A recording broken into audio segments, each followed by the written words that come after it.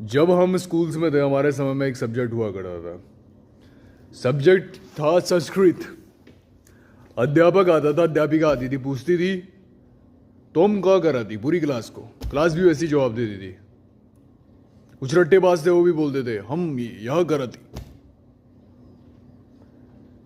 एक चीज आपने वह सब्जेक्ट डाला वह बच्चों के विषयात्मक के रूप में, कभी शास्त्रों में लिखी गई बातें, कभी जो भी जितने भी सालों या 100 वर्ष पहले जो लिखी गई बातें थी, तुम उस चीज को लेकर आ रहे हो जिस चीज का कोई काम ही नहीं है। दुनिया के किस कोने, किस कण, किस क्षेत्र में वह भाषा बोली जाती है? एक चीज बताओ, किस काम की वह भाषा? उस सब्जेक्ट को अपने विषयात्मक रूप में बच्चों के आगे पेश करने का मकसद ही क्या था? एक चीज बताओ, क्या वह एलोन मस्क यह भाषा बोल रहा है, या जेफ बेजोस यह भाषा बोल रहा है, मार्क जकरबर्ग यह भाषा बोल रहा है, देश का प्रधानमंत्री यह भाषा बोल रहा है, या तुम्हारे उत्तराखंड राज्य का मुख्यमंत्री यह भाषा बोल रहा है? कौन बोल रहा है? चलते हुए तुम ऐसा चाल चलन करते हो, प्रचलन करते हो अपने मुखार बिंदुओं से इस भाषा का, जो तुम इसे विषयात्मक रूप में पेश कर रहे हो बच्चों को बेवकूफ बनाने के लिए।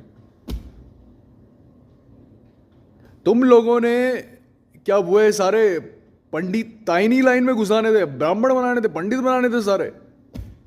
उस अंधविश्वास में धकेलना था जिस अंधविश्वास का केवल सभ्य जो नजरिया है वह केवल पुरातत्व काल में नजर आता है। आज के युग में तो तुमने त्रासदी कर दी है।